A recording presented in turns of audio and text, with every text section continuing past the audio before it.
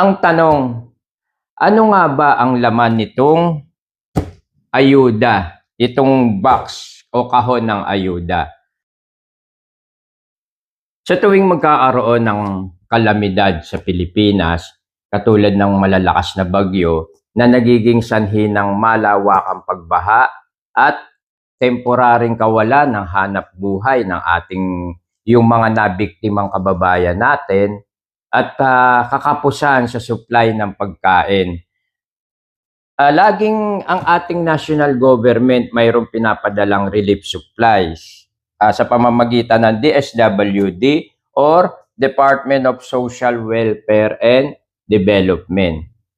Last July 22 hanggang 24 ngayong taon 2025, ang buong bayan ng Bulacan at yung mga kalapit na bayan, buong probinsya ng Bulacan o halos buong Luzon, binayo ng magkakasunod na bagyo na Krising, Emong, Dante, at ang pinakamatindi, yung tinatawag na habagat.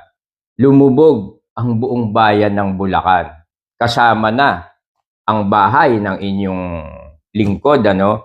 Kaya isa tayo sa pinalad na makakuha ng relief supplies galing sa DSWD.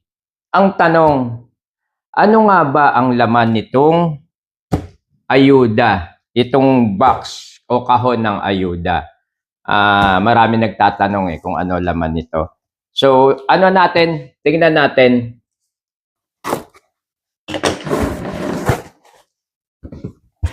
Ayan, kung makikita nyo, meron siyang, unahin natin tong kape. Galing sa Sunmig Super Coffee. Ayan, 1, 2, 3, 4, 5, 10. Bali 10 sachet ng Sunmig Coffee. And then, meron ditong dilata na tuna flakes. Ayan, hindi ko nababanggitin yung, basahin nyo na lang yung kanyang brand, ano siya, tuna. Tingnan natin kung ilang piraso itong tuna na to. Ayan, tuna flakes. 4 na piraso. 4 na pirasong tuna flakes. Ayan. And then, 2 sardines. Ayan. And then, corn beef. May kasama siyang corn beef. Ayan. 4 na pirasong corn beef, So, all in all, ang dilata niya is 2, 4, 6.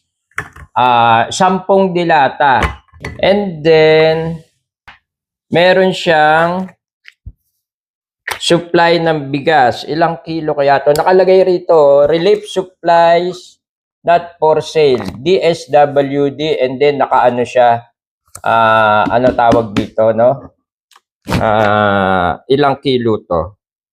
Palagay ko, to 2 kilo, Walang nakalagay Pero, 2 kilo siguro to. And 2 pack siya. Ayan. Maring 4 na kilo lahat. Or maring 2.5 kilos. Kasi wala nakalagay So, yan lahat yung supply na nanggagaling dito sa relief supplies mula sa gobyerno natin sa pamamagitan ng DSWD, Department of Social Welfare and Development. Ayan, yan ang laman ng ayuda galing sa gobyerno natin.